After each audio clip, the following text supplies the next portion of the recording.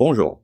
Dans cette vidéo, je vais vous expliquer quoi faire si vous oubliez le code de votre valise, comme dans ce cas-ci où il est impossible de la déverrouiller. Si jamais quelqu'un oublie le code, cela peut vraiment poser problème.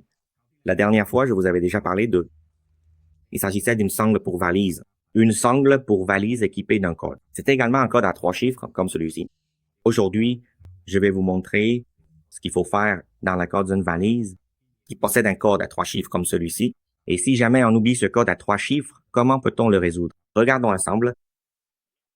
La méthode consiste à observer les molettes. Depuis le côté, comme ceci. Ensuite, nous allons les faire tourner. Nous tournons chaque molette, une par une, avec une attention particulière, et nous observerons un point précis où il y a une rainure profonde, tout à fait comme celle-ci, puis nous passerons délicatement à la molette suivante. Dès qu'on trouve la rainure profonde, comme ceci, voilà. Vous pouvez aussi aligner la rainure profonde vers la gauche, continuer à tourner comme ça. Vous finirez par la trouver. Voilà, maintenant on a trouvé la rainure profonde comme ça. Dès qu'on la trouve, si la rainure est alignée vers la gauche, tournez-la. Tournez pour diminuer le chiffre de 2 crans. Ou, en d'autres termes, de 2 unités. 1, 2.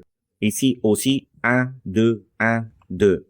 Une fois que vous avez tourné ici, essayez de déverrouiller. C'est bon. Voilà, c'est ouvert. Et voilà, c'est terminé. C'est tout pour le cas où vous auriez oublié le code. On utilisera cette méthode pour le déverrouiller. Cependant, le mécanisme de déverrouillage peut varier selon les marques. Ou selon les modèles, il peut aussi y avoir quelques différences. Mais je pense qu'il doit toujours y avoir un point de repère. Dans ce cas-ci, il s'agit d'une rainure. Voilà. C'est une rainure assez profonde. Donc, en gros, il faut tourner pour que cette rainure soit alignée de cette façon. Mais comme c'est à l'intérieur, on ne peut pas le voir. Donc, on va d'abord regarder à partir d'ici. Une fois qu'on a trouvé la rainure, on la tourne en arrière de 2 crans. C'est à dire de 2 numéros. Et ce numéro-là sera le code. Il faut faire cela pour les 3. Et une fois que c'est fait pour les 3, on pourra déverrouiller. C'est tout simplement ça. Et si jamais vous souhaitez changer le code, je ferai une vidéo séparée pour vous montrer comment faire. Pour cette vidéo, ceux qui ont oublié leur code pourront utiliser cette méthode pour déverrouiller leur valise. On se retrouve dans la prochaine vidéo. Au revoir.